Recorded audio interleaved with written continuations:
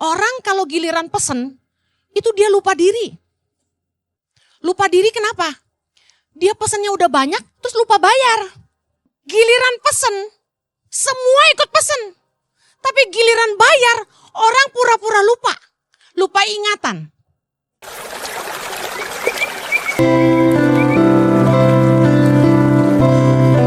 Berdoa agar firman-Mu juga boleh disertai Roh Kudus, boleh memberikan pewahyuan buat kami supaya kami mengerti firman-Mu, memahaminya, menghidupinya, supaya hidup kami diberkati dan kami jadi berkat.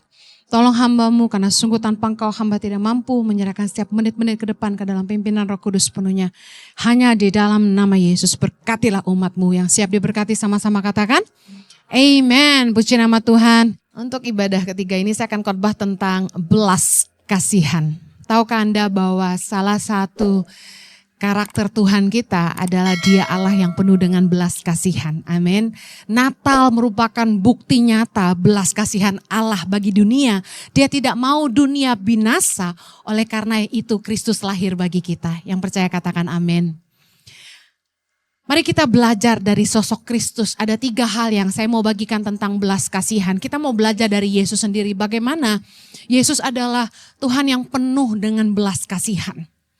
Belas kasihan membuat kita itu punya kepedulian sama orang lain. Orang yang punya belas kasihan pasti peduli sama orang lain. Bukan hanya sekedar berkata, aduh kasihan deh. Enggak, orang gampang ngomong kasihan. Tapi belas kasihan itu memaksa orang untuk melakukan sesuatu, untuk menjawab kebutuhan orang lain dan menolong masalah orang lain. Orang yang gak punya belas kasihan akan berkata, bukan urusan saya. Tapi orang yang punya belas kasihan, meskipun dia tahu itu bukan tanggung jawab dia punya rasa peduli. Orang bilang gini sama saya, Bu Heni, harusnya itu tugas pemerintah yang ngasih makan dan pendidikan anak-anak Indonesia. Karena di dalam undang-undang dasar Indonesia itu tertera bahwa orang miskin tuh dipelihara negara. Keadilan sosial bagi seluruh rakyat Indonesia. Ngapain Bu Heni capek-capek ngurusin anak orang? Orang miskin. Bahkan pernah ada seorang konglomerat. Saya kira manggil saya buat bantuin saya yang ada ngenyek. Ngapain kamu tuh pergi-pergi ke NTT, ke Papua? Saya kasih tahu kamu ya, gak ada gunanya nolongin anak-anak orang. Saya udah pernah, dia bilang, kuliahin anak orang. Apa bagusnya, gak ada untungnya, dia bilang gitu. Nah saya kasih tahu, ini bedanya. Orang yang punya belas kasihan gak cari untung. Orang yang punya belas kasihan tuh peduli bukan cari sesuatu untuk dirinya sendiri. Katakan peduli, bukan mencari sesuatu untuk diri sendiri. Belas kasihan memaksa orang untuk melakukan sesuatu, untuk nolong orang, untuk menjawab masalah orang lain. Mari kita lihat Tuhan Yesus, Markus 6 ayat 34. Ketika Yesus mendarat, ia melihat sejumlah besar orang banyak. Maka tergeraklah hatinya oleh belas kasihan kepada mereka. Karena mereka seperti domba yang tidak mempunyai gembala. Lalu mulailah ia mengajarkan banyak hal kepada mereka. Perhatikan Yesus. Lihat, jangan sampai kita gak punya belas kasihan sama orang. Kalau nolong orang karena ada tujuan, itu bukan belas kasihan. Yesus karena belas kasihan. Mereka nih kayak domba yang gak ada gembala. Dia mengajarkan banyak hal kepada mereka. Saya yakin Yesus gak cari apa-apa. Mungkin gak ada yang kasih persembahan sama Yesus.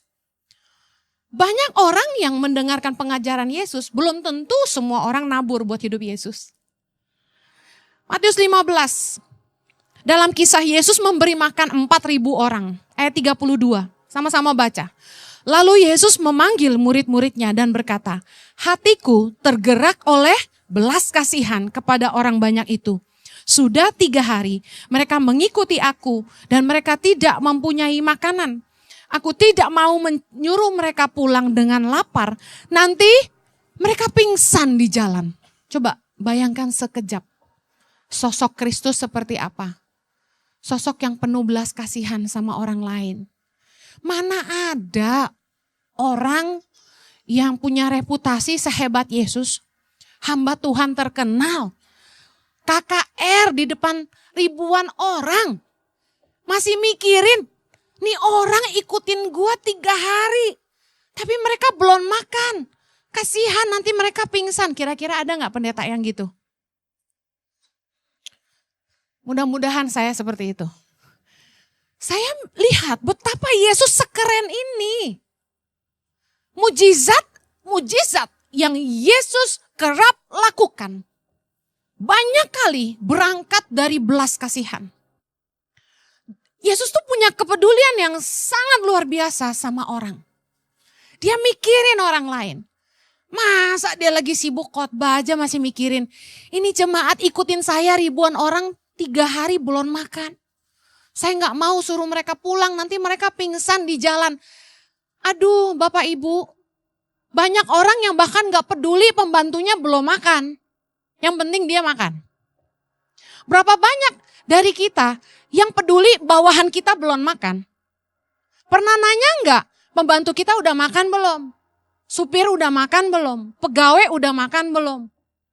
Saya tuh kalau lihat itu jam makan siang, saya selalu bilang, stop kerja, makan semua.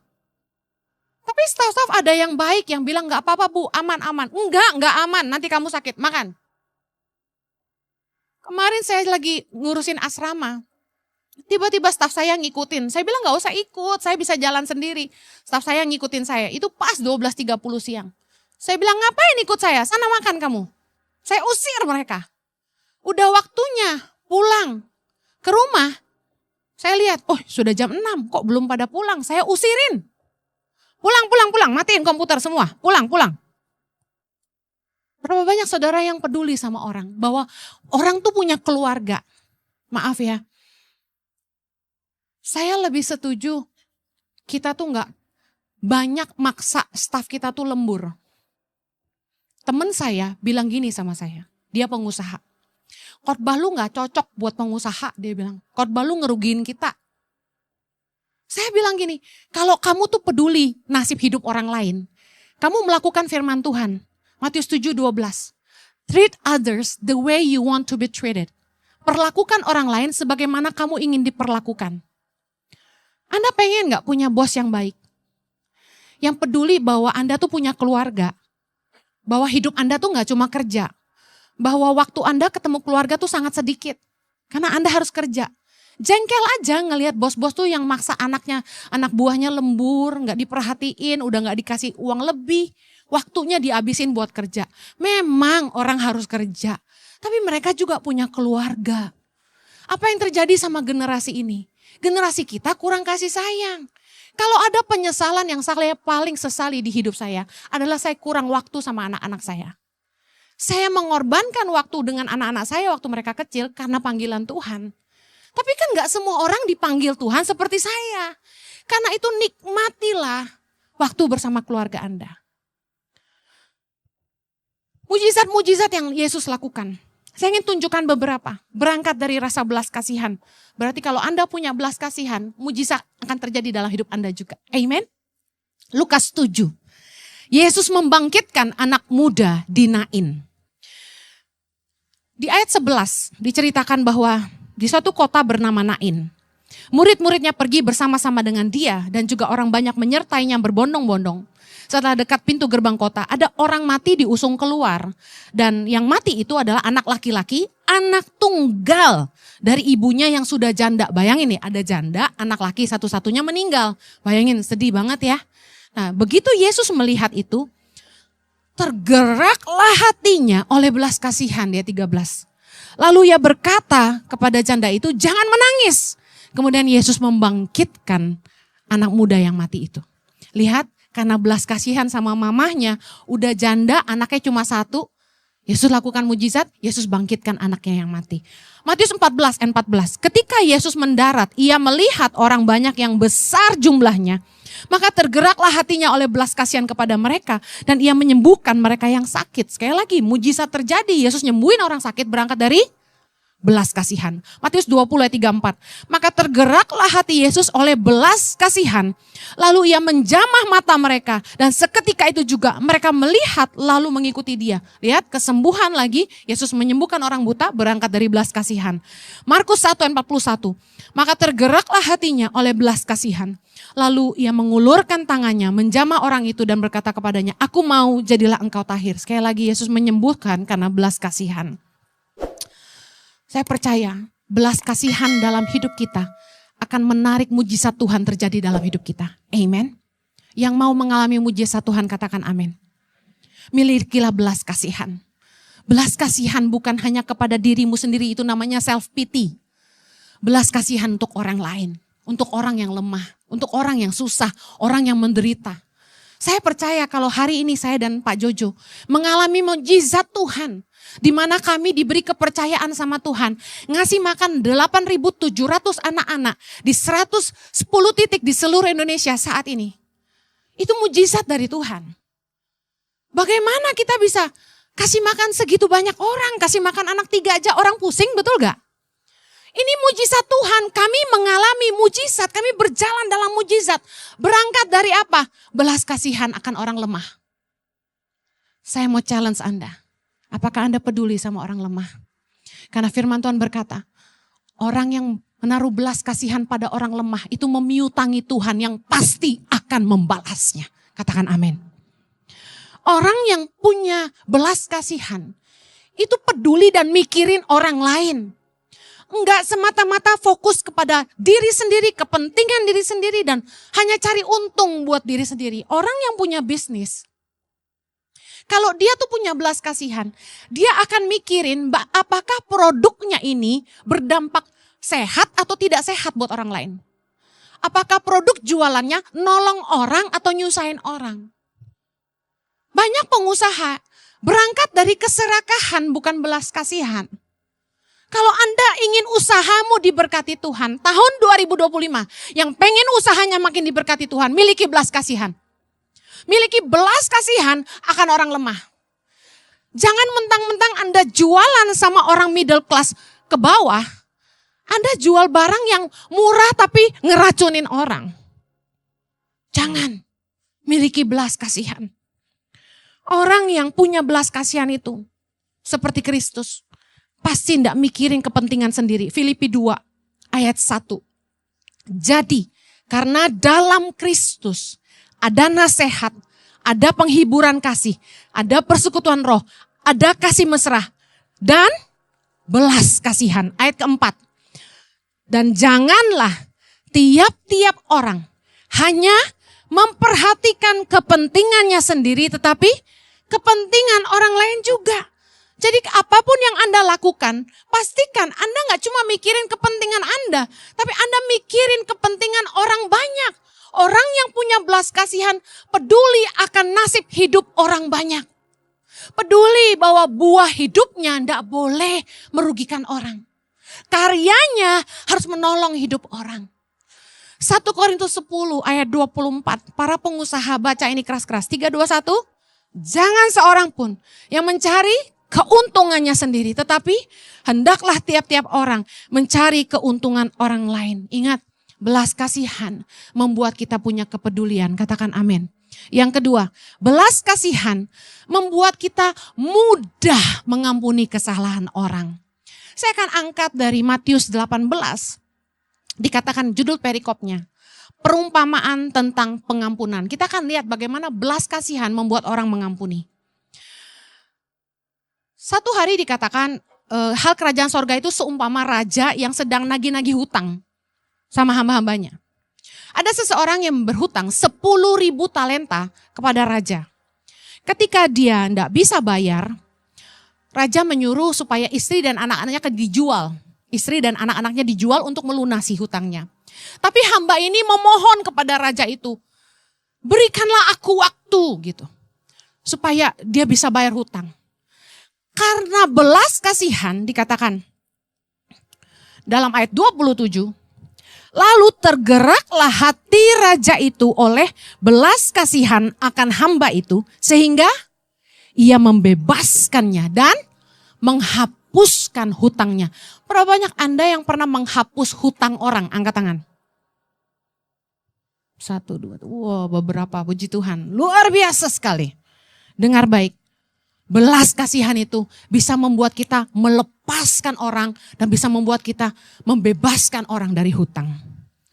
Tahu nggak apa rasanya punya utang terus dibebasin?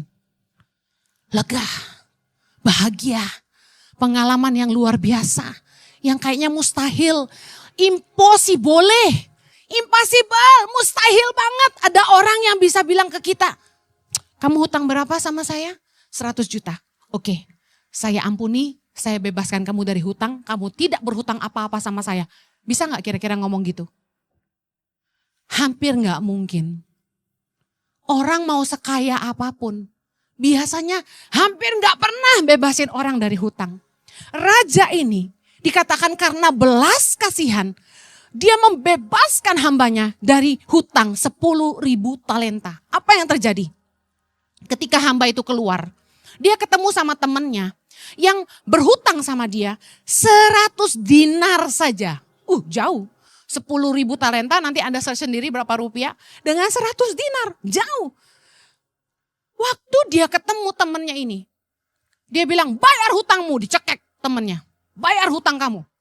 Temannya ini bilang, aduh sabar dulu, kasih waktu. Sama persis seperti dia memohon kepada raja. Tapi apa yang dilakukan oleh hamba ini? Dia malah menjebloskan temannya itu ke dalam penjara karena tidak bisa melunasi hutangnya. Raja yang membebaskan si hamba ini mendengar cerita ini dan menjadi sangat marah. Raja itu suruh bawahannya tangkap hamba itu. Di ayat 32, raja itu menyuruh memanggil orang itu dan berkata kepadanya, hai hamba yang jahat, seluruh hutangmu telah kuhapuskan karena engkau memohonkannya kepadaku. Bukankah engkau pun harus mengasihani kawanmu seperti aku telah mengasihani engkau? Maka marahlah tuannya itu dan menyerahkannya kepada algojo-algojo sampai ia melunaskan seluruh hutangnya. Kita baca sama-sama ayat 35. Maka Bapakku yang di sorga akan berbuat demikian juga terhadap kamu. Apabila kamu masing-masing tidak mengampuni saudaramu dengan segenap hati. Mari belajar. Orang yang punya belas kasihan akan mudah mengampuni kesalahan orang. Sebagai pemimpin, saya dan suami kerap kali mengampuni kesalahan bawahan-bawahan kami. Kerap kali. Bahkan ada beberapa yang kami bebaskan dari hutang. Kami juga dalam pengalaman menggembalakan, mengampuni beberapa orang yang melakukan dosa. Kami ajak mereka untuk bertobat sungguh-sungguh. Dan kami minta mereka untuk bangkit lagi. Kami tidak menghakimi mereka. Tapi kami minta mereka bertobat sungguh-sungguh dan bangkit lagi. Nah, tapi seringkali saya mendapati di antara bawahan maupun leader-leader yang kami tahu cacatnya, kami tahu mereka pernah buat apa. Ketika ada orang lain yang bersalah sama mereka atau kami bersalah sama mereka, aduh itu kayak gak ada ampunnya. Langsung dihakimi. Jadi lucu, satu kali kejadian. Saya baru mengampuni kesalahan salah satu leader. Tapi ketika dia dengar ada orang lain melakukan A misalnya. Dengan keponya dia langsung tanya sama saya. Oh dia kayak gitu ya? Oh kayak gitu ya orangnya ya? Dalam hati saya, kamu sendiri juga bikin salah. Ngapain kamu menghakimi orang lain? Tiba-tiba Roh Kudus itu kasih saya pewahyuan. Coba Anda bayangin sama-sama saya. Saya ingin ajak Anda mengalami pewahyuan ini. Bukankah Bapa kita di sorga adalah Tuhan yang maha tahu akan semua dosa dan pelanggaran kita? Bisakah Anda membayangkan bagaimana Tuhan melihat kita semua sibuk saling menghakimi dan menunjuk kesalahan kita? Sementara di hadapan Tuhan kita semua berbuat salah. Saya yakin Bapa tertawa. Ngapain kamu hakimi orang lain sementara kamu juga bersalah? Roma 2 ayat 1, kita baca sama-sama. Karena itu, hai manusia, siapapun juga engkau yang menghakimi orang lain, engkau sendiri tidak bebas dari salah. Sebab dalam menghakimi orang lain, engkau menghakimi dirimu sendiri. Karena engkau yang menghakimi orang lain melakukan hal-hal yang sama, cuma bentuknya beda. Yuk belajar yuk. Tidak usah menghakimi, ayo kita saling mengampuni. Orang yang punya belas kasihan itu mudah ngampuni orang. Dan saya kasih tahu, orang yang mudah ngampuni orang, hidupnya tuh penuh damai sejahtera. Hidupnya penuh sukacita. Hidupnya tuh enteng, ringan, gak ada beban. Amin. Ketika pendeta bilang gini, mari pejamkan matamu dan bayangkan siapa orang yang paling melukai hidupmu. Siapa yang menyakiti hatimu, yang membuat kamu pahit. Bayangkan wajahnya dan ampuni dia. Saya tuh sering bingung. Jadi kadang-kadang pengen saya ada-adain gitu. Siapa ya? Biar ada materi doa gitu kan. Saya bayangin siapa yang gue sebel ya. Ya udah deh ini aja deh gitu. Saking gak ada. Dengar. Kolose 3 ayat 13. Firman Tuhan berkata, sabarlah kamu seorang terhadap yang lain dan ampunilah seorang akan yang lain. Apabila yang seorang menaruh dendam terhadap yang lain sama seperti Tuhan telah mengampuni kamu, kamu perbuat jugalah demikian. Yuk miliki belas kasihan.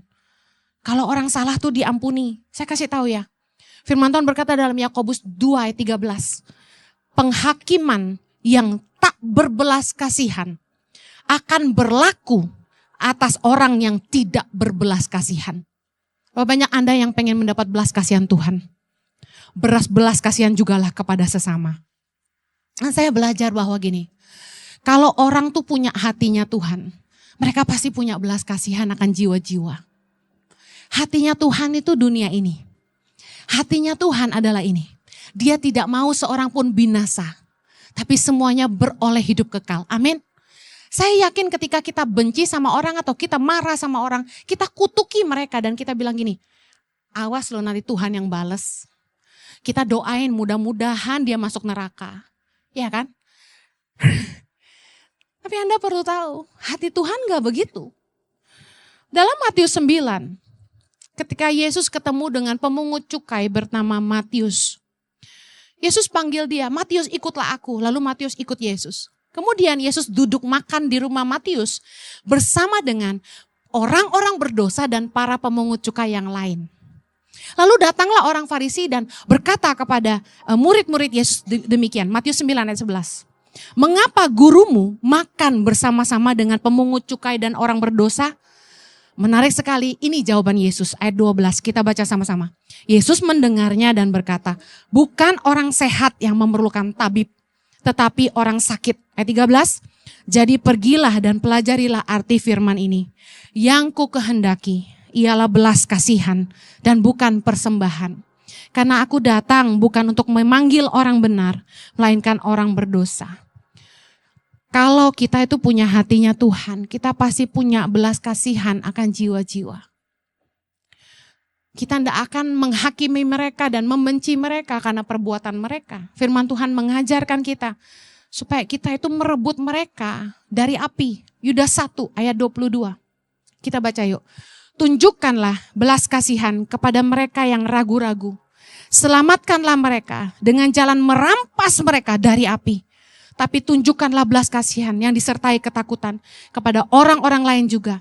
Dan bencilah pakaian mereka yang dicemarkan oleh keinginan-keinginan dosa. Lihat, kalau ada orang yang jahat, jangan benci orangnya, benci perbuatannya. Tapi berdoa untuk keselamatan jiwanya. Amin. Kalau papamu begitu menyakitkan kamu, jangan benci papamu. Berdoa, Tuhan selamatkan jiwa papaku. Kita boleh membenci perbuatannya tapi jangan benci pribadinya. Karena Tuhan mengasihi mereka. Tuhan mau mereka selamat juga. Mereka mau tidak, Tuhan tidak mau ada yang binasa. Tapi semua orang percaya kepadanya dan beroleh hidup kekal. Katakan amin. Saya percaya gambaran tentang anak yang hilang. Anda tahu kisah itu? Apa yang terjadi ketika anak yang hilang itu kembali? Lukas 15 ayat 20. Maka bangkitlah ia dan pergi kepada bapaknya. Ketika ia masih jauh, ayahnya telah melihatnya. Lalu tergeraklah hatinya oleh belas kasihan. Sekali lagi belas kasihan. Ayahnya itu berlari mendapatkan dia lalu merangkul dan mencium dia. Meskipun anak bungsu ini kurang ajar.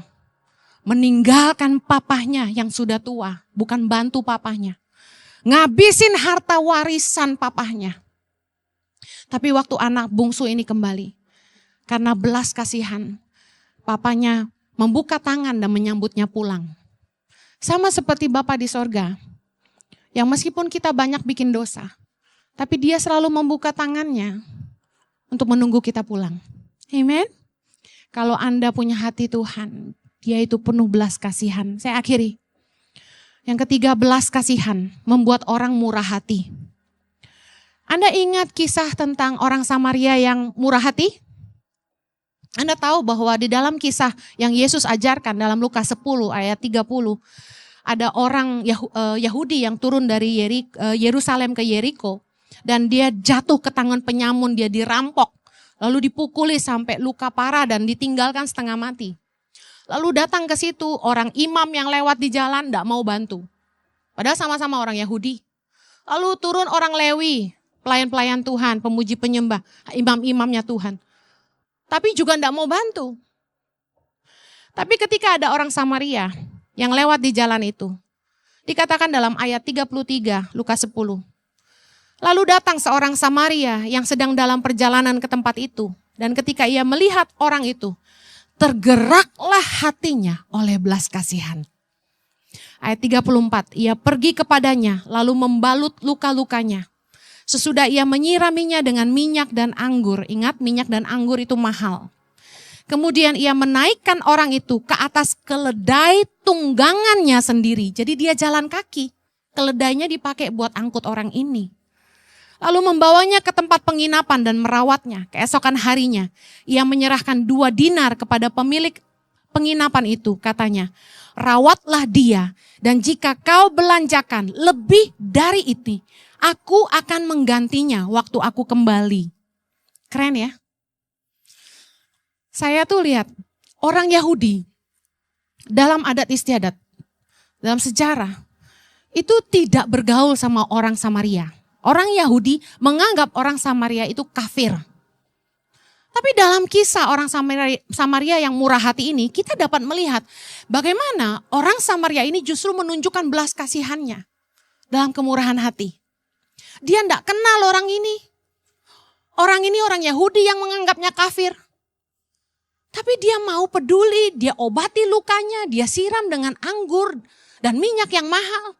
Dia bawa ke tempat penginapan dan dia tanggung semuanya. Bahkan biaya yang akan timbul kemudian dia siap tanggung. Anda mau gak keluar uang untuk orang lain? Anda mau gak kuliahin anak orang lain? Yang Anda tidak kenal. Yang menjadi musuh Anda. Kalau Anda ketemu sama bos yang pernah merendahkan Anda, maukah Anda menolong dia waktu dia susah? Orang Samaria ini jelas menunjukkan kemurahan hati yang luar biasa. Karena belas kasihannya dia tidak pandang bahwa orang Yahudi ini memandang dia rendah. Tapi dia tetap menolong. Orang yang murah hati itu cepat mengampuni. Saya mau akhiri. Belas kasihan itu membuat kita tuh nggak pelit dan nggak perhitungan. Karena kita kasihan. Betul? Kita nggak mikir, ini hasil kerja gua nih, ini tabungan gua nih. Tapi belas kasihan tuh membuat kita berani keluar uang, berani nabur. Karena kita peduli sama hidup orang lain. Di dalam Yohanes 6, ketika Yesus memberi makan 5.000 orang. Yesus memandang sekeliling di ayat kelima, dikatakan, dia bilang sama Filipus begini, di manakah kita akan membeli roti supaya mereka ini dapat makan? Filipus menjawab di ayat ke-7, roti seharga 200 dinar tidak akan cukup untuk mereka ini. Sekalipun masing-masing mendapat sepotong kecil saja. Saya akhiri. Kalau bayarin 1-2 orang makan, easy lah. Gampang lah, ya kan? Dulu waktu anak-anak asrama masih belasan, setiap siang pulang sekolah mereka makan di rumah kami. Berarti mereka makan dari uang persembahan kasih saya khotbah, kan gitu ya. Dari suami saya juga. Begitu anak asrama mulai puluhan, Naik turun angkanya karena kalau udah ada yang selesai kan diutus ke lapangan. Sekarang ini di angka sekitar 60-an. Mikir 2 kali traktir mereka makan di restoran. Bisa paham ya? Apalagi all you can eat. Saya sama Pastor Jojo ngalamin. Makan sama teman-teman, sama pengusaha-pengusaha. Satu meja katakan 20-an orang. Saya perhatiin berapa kali. Gak ada yang mau bayar. Karena mikir, gue kagak ulang tahun ngapain gue traktirin. Banyak begini orangnya. Bisa habis berapa nih? Anda tahu dong. Orang kalau giliran pesen, itu dia lupa diri. Lupa diri kenapa? Dia pesennya udah banyak, terus lupa bayar. Giliran pesen, semua ikut pesen. Tapi giliran bayar, orang pura-pura lupa. Lupa ingatan. Gue makan gak ya tadi? Gitu. Pengalaman, maaf ya. Kami makan sama pengusaha-pengusaha, pernah. Ini orang kaya semua satu meja. Tapi gue udah lama nih gue lihat jam. Ini makan udah kelar, minum udah kelar. Kenapa gak ada yang mau bayar ya? Akhirnya saya yang bayar. Udah perempuan satu, saya yang bayar. Dalam hati gue, dasar pelit lu. Emang cuma ulang tahun doang boleh naktir orang? Orang tuh kalau punya belas kasihan, gak usah hitung-hitungan gitu loh. Saya kasih tahu, terlebih berkat memberi daripada menerima. Kalau Anda tuh bisa nabur, berarti Anda diberkati. Berulang kali dalam hidup saya sama Pastor Jojo. Kami yang naktir orang kaya, bukan orang kaya naktir kami. Karena saya paling gak tahan nungguin tagihan datang. Karena saya tahu, gak ada satupun yang mau traktir semua orang. Kalau saya gak ada, saya ketebak, pasti patungan semuanya. Ya lu makan berapa? Oke punya lu berapa? Aduh malu Eke. Gembala Impact Community. Bayar tagihan bagi-bagi. Udah gak usah lah. Saya bilang sama Pastor Jojo, Tuhan pasti berkati kita, bayar aja. Koreksi buat jemaat ICI, miliki belas kasihan. Supaya mujizat Tuhan terjadi dalam hidupmu. Kalau kamu punya belas kasihan, kamu peduli orang lain, terutama peduli orang lemah. Pedulilah sama pegawai-pegawaimu. Suami-suami peduli sama istrinya. Udah makin tua diurus tolong. Istri-istri juga pedulilah sama suaminya. Jangan sampai kurang tati tayang. Ya, miliki belas kasihan. Ampuni orang yang bersalah kepada kita. Miliki belas kasihan, bermurah hatilah kepada semua orang. Amin, kita berdoa. Berkati umatmu dengan hati yang penuh belas kasihan. Kami mau belajar dari Yesus sendiri. Engkau adalah Tuhan yang penuh dengan belas kasihan. Karena itulah Engkau datang untuk menyelamatkan kami. Berkati kami supaya dalam hidup ini kami mengerti arti kasih. Kasih yang peduli. Kasih yang mau mengampuni. Dan kasih yang mau berbagi. Di dalam nama Yesus kami berdoa.